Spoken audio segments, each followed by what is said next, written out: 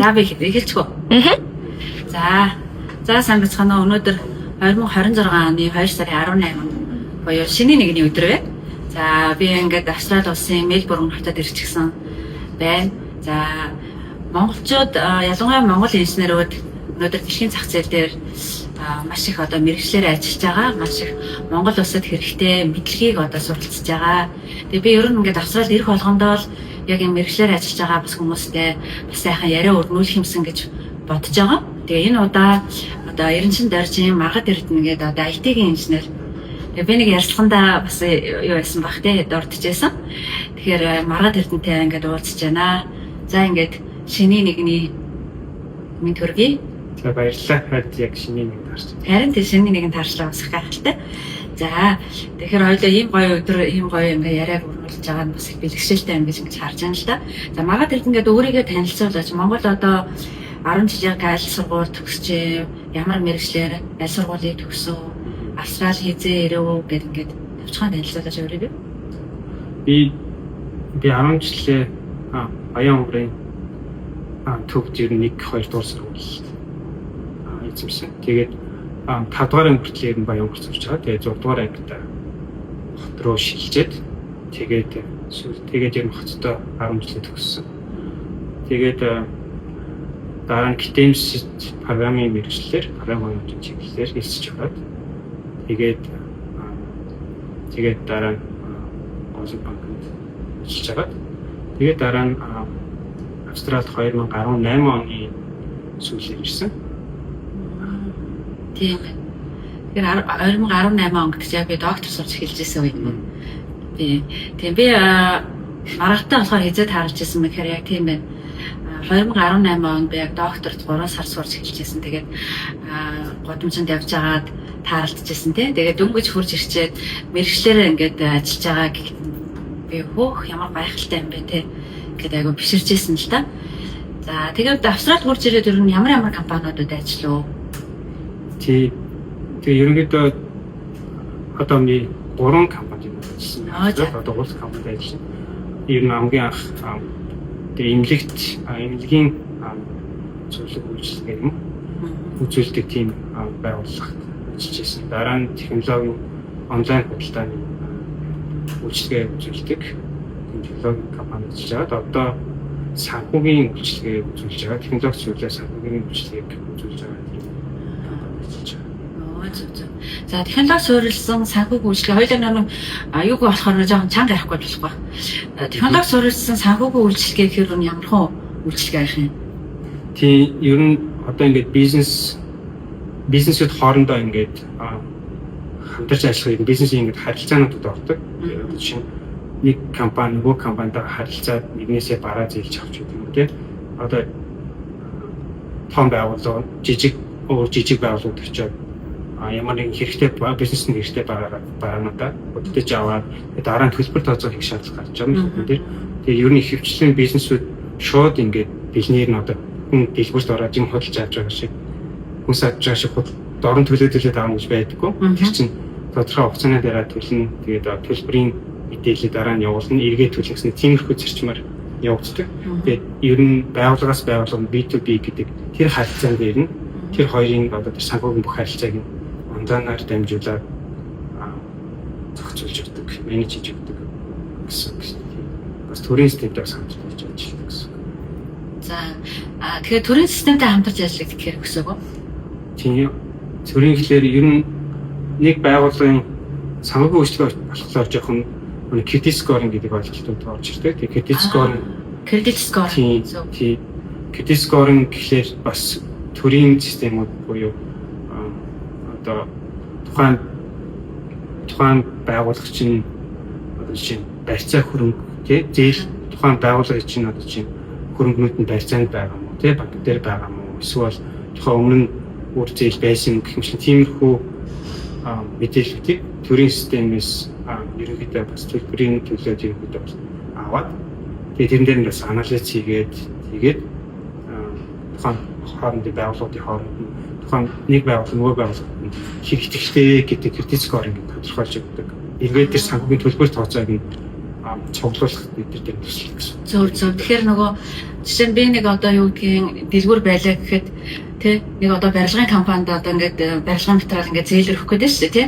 Тэгмээ тэр барилгын компани хэр одоо ихтгэлтэй санхүүгийн хувьд боломжтой вэ гэдгийг танай компани үнэлгээ хийж өгдөг байх нь шүү тий.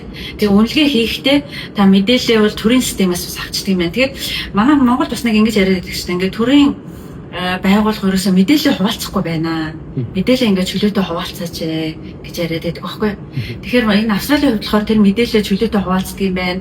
Тэгвэл бас тодорхой хэмжээний төлбөртэй байдаг юм байна тийм үү? Тийм төлбөртэй байна. Одоо тийм цөөхөн газрууд байдаг гэх юм шиг байна.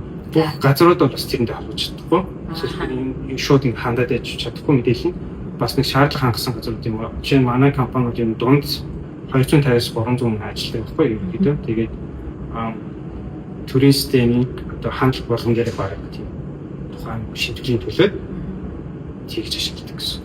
Зөв. Тэгэхээр одоо юу гэдгийг бүх компаниуд тэр төрийн систем рүү бас хандаад байж чадахгүй. Бас тодорхой хэмжээний шалгууртай танай компани жишээ нь одоо маш олон хүн ажилладаг нэлийн одоо энэ талбар дээр нэлийн том тоглогч учраас төрийн систем рүү хандаад мэдээлэл авах тийм эрх нэгдсэн ч гэдэг юм уу тийм ба тийм шаардлагыг хангалттай. Зөв. Наа чинь бас их чухал юм байна. Тэгэхээр төрийн системээс гадна бас одоо юу гэдгийг бусад банкнууд одоо ингээд мэдээлэл таадаг бас хуваалцдаг. Одоо хувийн банкнууд гэж юм тийм. Бас тийм манай үйлчлэгийг бас ингээд банкнууд чинь бас өөрөөсөө бас кредит скорын тодорхойлдог мөртлөө бас энэ 3 дахь жим этгээдийн сервисүүдийг авч ашигласан юм л дээ. Жишээ нь манай том компаниуд бас айгүйх манай сервисийг давхар ашигладаг. Тэгээ бас манай харилцагч. За. Бас их сонирхолтой юм байна шүү дээ. Наа чи тийм. Ер нь яг Монголд бол бас яг энэ кредит скорын талаар дөнгөж саяхан жишээ нь өнгөрсөн онд Батшуур гişүн бас нэг юм яг хар листик байхгүй болгоё. Яг бол тухайн хүний одоо ийм санхүүгийн оноо нь ингээд цуглагдаа явж явах хэрэгтэй. Тухайн байгууллага ингэж ярьж байсаас тэр үйлчлэлийн үйлчлэгээ бас байна л да. За Австрали улсад ер нь ингээд чи үрж ирээд мастер сураагүй шууд ажилласан тийм. Тийм. За тэгэхээр би бас нэг дараагийн асуулт юу гэж асуух гээд байна гэхээр Монголын одоо тэр их сургуулийн олгож байгаа боловсрал танд одоо Австрали улсад ажиллахад хангалттай хэмжээний мэдлэг чадварыг олгосон гэж үзэж байна уу? Тийм. Инженерийн хувьд ярих юм бол тийм гэж үзье. Монголд би бакалавра төгссөн. Хуучин ерөн гитэмс байсан. Тэгээд гитэмс 4 жил сураад яг софтвер инженерээр төгсөөд тэгээд 5 жил хахад голомт компаниас софтвер инженерээр 4-5 жил ажилласан. Ажлын туршлага.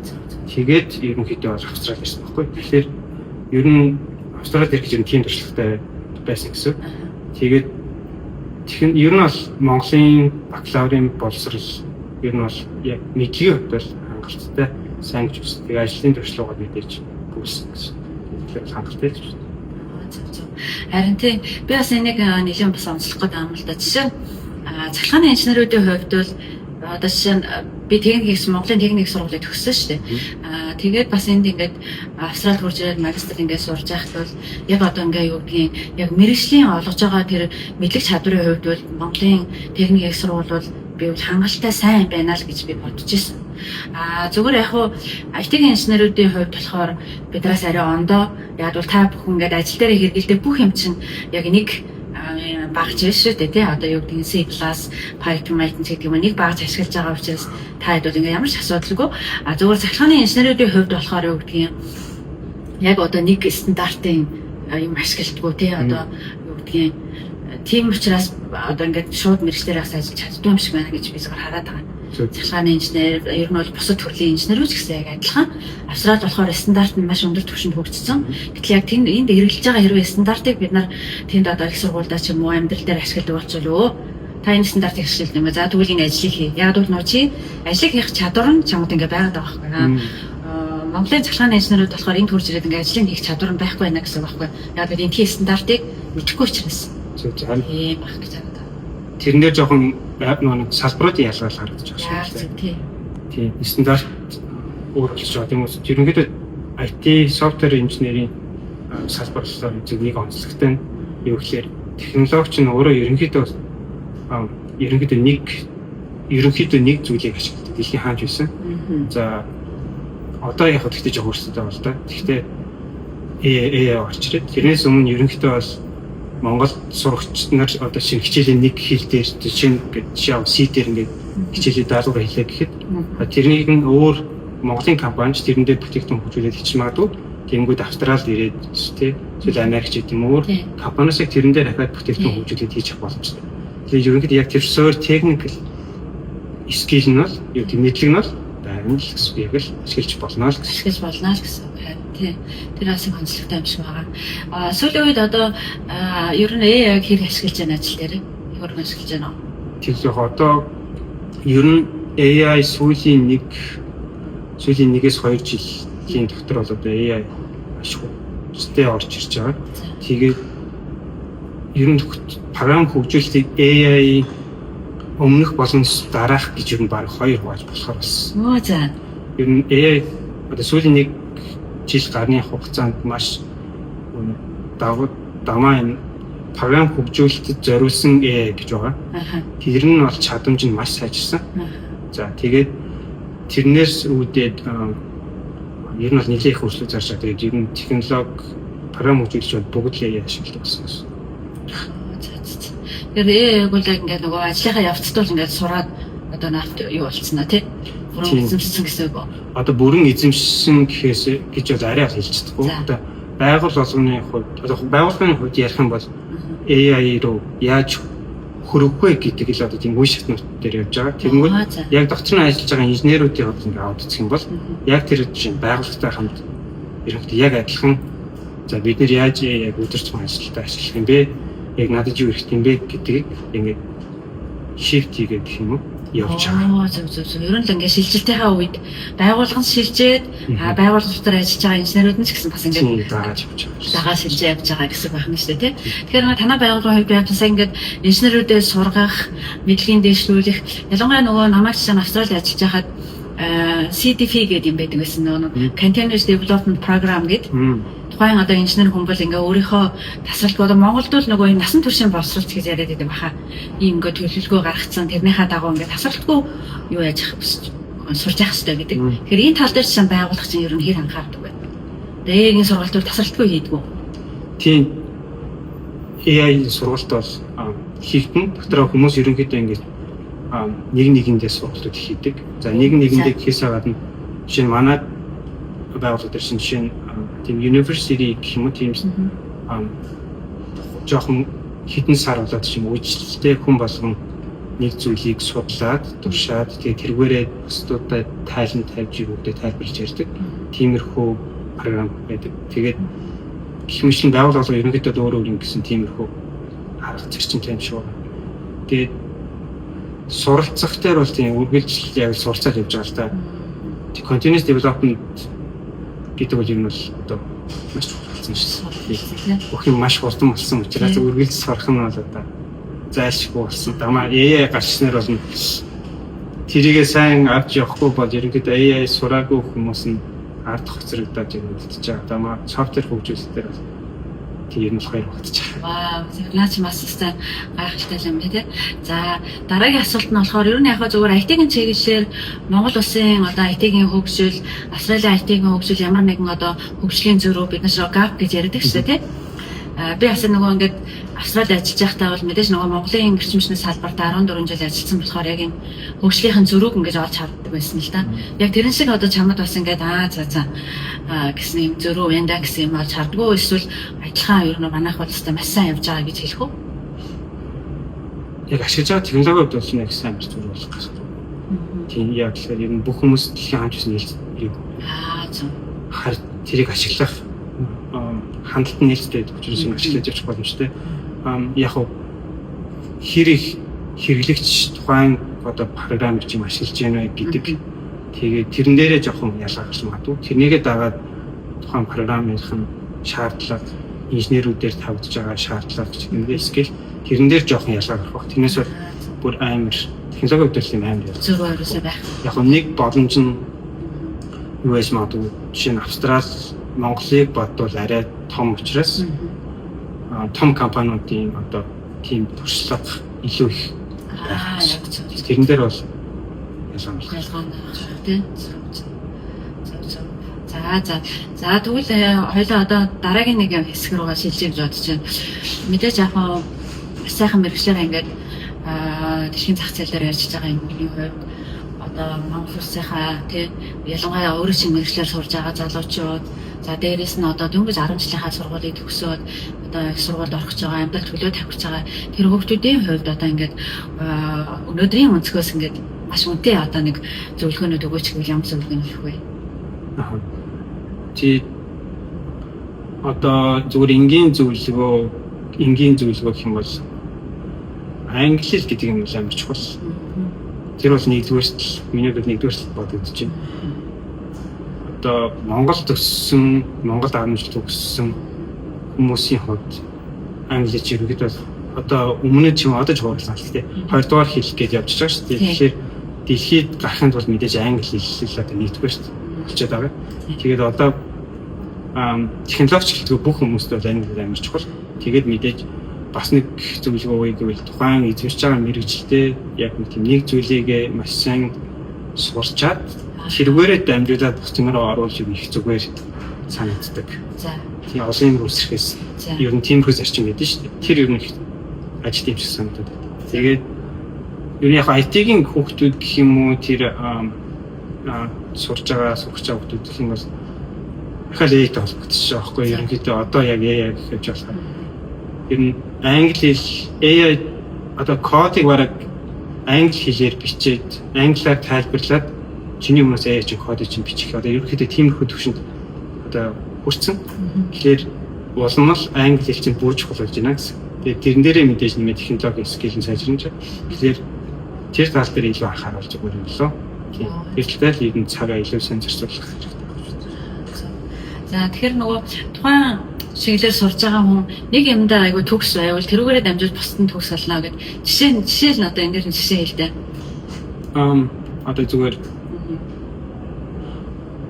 Одоо зүгээр ингээд өөр дээрээс аваад үзэх юм бол жишээ нь одоо ингээд software development ингээд олон чиглэл байдаг байхгүй. Тэгэнгүүт яг аль нэг чиглэлийг нь аль чиглэлээр нь би юу сайжирчвал зүгээр юм бэ гэдгээ ер нь тодорхойлоо.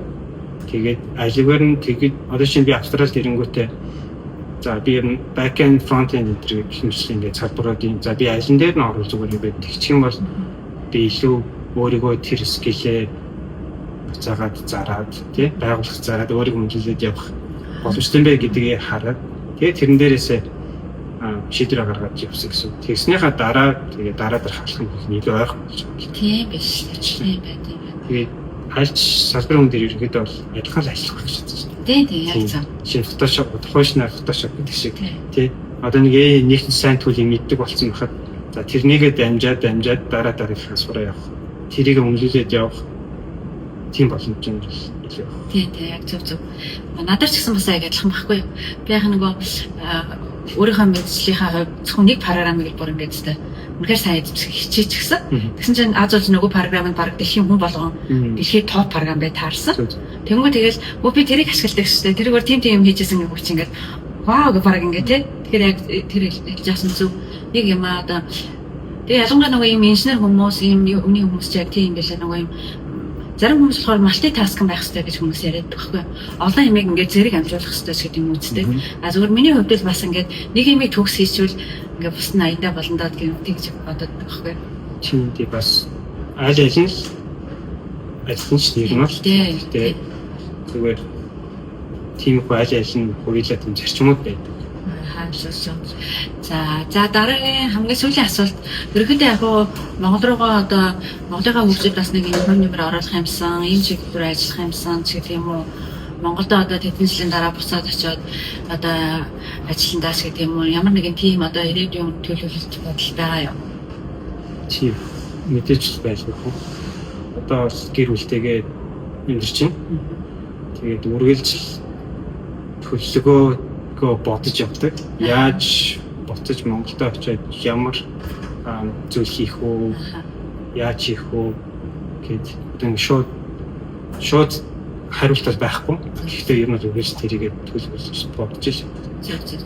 За Австралийн хувьд одоо ямар нэгэн одоо мөрөөдөл юу вэ? Одоо юу гэдэг юм бэ? Австрали яаж байгаа нэг хувийн стартап компани, IT компани байгууландаас гэдэг юм уу? Эсвэл одоо би заастаа хамгийн топ төр компанид нь явсаар аваад ашиг ажилландаас гэдэг юм уу? Эсвэл одоо би яаж хийж байгаа нэг төрд нь ингээд ажиллачвал миний одоо Австрали ирсний амжилт олчих гээд байна гэдэг юм уу? Тийм юу байгаа юу? За хөөкний удаас тийм том амбиц бол одоохондоо нэг байхгүй. Ерөнхийдөө бол анх хоёулаа ирээд тэгээд одоо ерөнхийдөө гэр бүл маань хүүхдтэй болоод ингэ явж байгаа. Тэгээд нэгдүгээрт бол ерөнхийдөө гэр бүлтэй цаг зарцуулах гэдэг маань ер нь нэг тэмцсэн гэдэг. Дама Австралид ирснээс хойш тэр бүр их нэмэгдсэн юм шиг мэддэг. Байл ер нь family friendly гэдэг зүйлийг айгүй их нэжигддэг Австралид. Тэгээд тэр нөр амьдралд бас амар стресс багт юм санагддаг. Тэгээд тэр бол тэгээ яг амбицийн хувьд бол мэдээж илүү сайжрал тийм би бас яг Австралид ингээд ажил дээр гараад ажиллаад нэг юм айгүй мэдэрсэн байхгүй юу. Одоо Монголд очиж гэсэн бас айгүй мэдэрч байна. Австралид яадгүй гэхээр нөгөө танаа гэр бүл маш одоо сэтгэл хангалуун байх хэрэгтэй. Тэгвэл одоо гэр бүлдээ цагаа зарцуулах хэрэгтэй. 5-аас одоо оройн 17 цагаас хойш чи бүр яаж ч үсэн ажиллах ёсгүй. Ядуу чиний одоо гэр бүлдээ зарцуулах цаг чинь маш үнцэнтэй. Тэгээ гэр бүл чинь үнэхээр одоо чиний ажил төрөлд гэр бүл чинь хайп одоо сэтгэл хангалуун байх юм бол чи нөгөө ажилдаа бас айгүй гоё сайн төвлөрч ажиллаад үр бүтээл гаргаж чадна гэдэг ийм одоо концепцээр ажиллах юм байна гэж би харсан. Би яг нөгөө Австралид ингэж ажиллаж эхлэнгүүтээ ингээл бараг л 5-аас хойш суучих гал тий. Дараагийн даалгаврыг маргааш өглөө эрэхтнээ хийчих гээл ингээд ерөөсөө тэгж болохгүй байх нь болохгүй шүү гэж тэгдэг байсан. Тэгээд сая ингээд Монголд очиод би юу ажилласан бэ гэхээр Монгол бүр ингээд шөнийн 12 цаг хүртэл бараг шүнжэнгээ ажиллаа гэж тэгээд би тэрийг үл ерсэн яаж ийдсэн буруу гэж их бодоод байгаа л да. Яагаад буруу вэ гэхээр тухайн хүний одоо нөгөө маш сэрэг ажиллах толгойн айгүй хэрэгтэй байхгүй гэдэг бол ингээд ажилтна. Гэтэл ингээд гэрх мөртэж очихгүй шүнжэнгээ ажиллаа. Гэрийнхэн одоо сэтгэл хангалуун бус өөрөө ч гэсэн маш их ядарсан. Тэгэнгүүт тэр ядарсан тархиараа гаргаж байгаа тэр цаас гаргаж байгаа бүтээл гэдэг чинь бас алдаа гарах магадлал маш өндөр. Тэгэхээр ингээд би үл энийг бас нэг юм засах хэрэгтэй систем юм байна даа л гэж ингэж бодоод байсан. Би сая Монголд очиод сая ингээд хуулийн дээр ажиллаж байсан багаа бол ерөөсөө тэр амралтын өдөр ажиллаж болохгүй 5 цагаас хойш ажиллаж болохгүй гэхээр нөгөө бүр ингээ гайхаад байгаа байхгүй. Үгүй ерөөсөө л яг энэ яг бол Монголын хараад бас нэг асуудал юм билээ. Өдрийн 8 цаг дээр гоё ажиллаа хийж чаддаггүй. Маш их distraction буюу одоо нөгөө юм саад тутгар ихтэй. Одоо чинь Австралид бол тэрчтэй чамтай шин цаг тохироогүй хүн баг чиний өрөөнд орж иж уулзнаа, чамтай уулзна гэсэн ойлголт байхгүй тий. Монголд зөвхөн чөлөөтэй ингээд нөгөө ингээд ерөөсөө л уулзна ингээл ажлын баг хийлэгдэггүй. Тэгээ хөөрхөн амтад ингээд нөгөө ажиллаа хийж чадаагүй юм чинь за 5 цагаас хойш төвлөрөөд хийдаа л гэд суудаг юм байна даа л гэж би зүгээр хараад байгаа шин. Тий. Тэгээ шөнийн 12 цагт би ингээд ажиллаа хийж ингээд тэгэхээр би бүр ингээд яаж болно гэж ингэж боддог. Чи харин яг өөр нөхцөл байдал байх шүү. Австрал нэг жоохон өөр, Монгол бас жоохон өөр ах шүү. Тий, тэгэл тэр маань аяндаа өрхөд бас засагдгал ах л тий. Тех бах. Тий. Ялч зүгээр хөгжлийн үед ярих юм бол хоёр өөр орж шүү дээ. Тэгэхээр хөгжиж байгаа орны хүний сэтгэл зүй хөгжсөн арай илүү хөгжсөн оронд байгаа хүний сэтгэл зүй арай өөр л байх бах. Тэгээд надад бас Австралид хахад нэг ийм сэтгэл төрж ирсэн. Ингээд Австрал одоо жишээ нь дэлхийн хамаг одоо ингээд тий одоо чадвартай хүмүүсийг ингээд зөвлөх завсар заагаад ажиллаа хийлээд байгаа юм шиг тий. Тийм. Чам тийм мэтрэмж төржсэн үү? Төрдгөө. Тий төрөн төлөөх юм. Жишээ нь одоо нэг цагаач их одоо очих дуртай одоо хөгжсөн орнууд руу очих дуртай орнуудын нэг Австралид болж байгаа шүү дээ тий. Ерөнхийдөө тэнгүүд цагаачлал маш их хүмүүс одоо их ирдэг тэнгүүдэд дамаа тийм чадвартай цагаачдыг оруулж ирж ашиглах бодлогоо юм л үргэлжил засгийн газар тэрийгэл ер нь дэмжиж идэв. Аль болох хуулийн дааж тэрийгэ чангаруулж улам сайжруулж идэв. Тэгэхээр тэрийгэ дагаал тэгэл бүх юм бодлогоороо дагаал сайжирч явж байгаа. Тэгэхээр жишээ нь инженер дээр өөр дээрээ ингээд бодоод үзэх юм бол өмнө ажилласан компаниуд ер нь инженерүүд хөвчлэн гадны хүмүүс байх яг уугуул Австрали Ози хүмүүс байх юм хөвчлэн цөөхөн бит. Дандаа инженерүүд нь гаднах байх. Тий. Би бас яг тийм мэдрэмжийг авдаг гэсэн байхгүй энд ажиллаж байхдаа. Ингээд би ч мэдээж инженерийн салбарт ажиллаж байгаа шүү дээ. Тэгэнгүүт ингээд дандаа л одоо иммиграшн хөдөл ажиллаж байгаа байхгүй юу. Тэгээ яг нэг ганц хоёр л одоо маш цөөхөн тоогоор л австралчууд ажиллаж байгаа. Тэгэнгүүт би ингээд нэр юм австрал нэрээ дэлхийн хамгийн л одоо чадвартай мэдлэгтэй хүмүүсээс цуглуулж австрал ажиллаа хийж байгаа шүү дээ тий. Тэгэхээр Монгол улсын хувьд одоо бас яг ийм гадны ажиллах хүчийг оруулж ирэх бол нэлээд хэрэгцээ байгаа. Одоо зөвхөн ингээд боддог ингээд барилга дээр ч юм уу зүгээр нэг ресторан ажиллуулъя гэх чинь хүртэл ингээд чадвартай гадны хүнийг авсаад ажиллуулмаар байдаг. Манайх ажиллах боломж нь байдаг гэж байгаа байхгүй. Тэгэхдээ манайх юу гэж үзэж байгаа гэхээр ингээд нэгдүгээр ингээд гадныхаа их ороод ирнэ гэхээр эсэргүүцээд байгаа байхгүй. Одоо ингээд болохгүй одоо хамгийн юм гадныхаа эзэмш чинь ингээд байгаа яваад байдаг л та. Тэгэхээр энэ дээр бид нар жоохон юм ойлголтоо жоохон өөрчлөх хэрэгтэй юм шиг байна маа. Яагаад гэвэл тэгжээж нөгөө хөгжин. Одоо ерөөсөө л ажиллах хүч дутагдчихж байна. Монголд бол гайхал сонирн байгаа ч тийм Монголд ажиллах хүч дутагдж байгаа сонирн байгаас. Одоо том төслүүдийг одоо шинэ метроны төсөл хийн гэж хэлж байна. Тэ том станц барина гэж хэлж байна. Тэгэхээр тэн дээр чинь яг одоо ажиллах хүч дутагдж байгаа байхгүй. Тэгэхээр үнэхээр бид нар бол тэр гадны ажиллах хүчийг хэрвээ одоо цалин мөнгө нь манайхыг одоо тоогоод хурж ирж чадчихлаа бол чадвартай хүмүүсийг авчраад ажиллаа хийлгэх ёстой байна гэдэг ийм ойлголтыг нийгэмд өгөх хэрэгтэй юм шиг санагдаад байгаа байхгүй. Тийм баг. Тий. Одоо нэг уулзахын чинь гадны одоо чи реаженто Монголд орж ирээд тэгээ явах. Тэр чинь мэргэжлийнхэн мэдлэгийг дагаж ирээд сууршиж явна гэж хэрэгтэй. Зэвэж шүү дээ. Тэр шиг нэг тийм концептууд дагаж ирэх. За ингээд маргадаа баярлалаа. Ингээд шиний нэгний өглөө маш сайхан хөөч хөөрлөө. Тэгээ шиний нэгний өглөөнийхөө хөөчийг бас ингээд олон хүмүүсттэйгээ хуваалцаж байгаад бол маш их баяртай. Ингээд маргадынхаа гэр бүлд ингээд эрүүлгийг сайн сайхан бүхнийг хүсэн өрөө. Баярлалаа. За баярлалаа.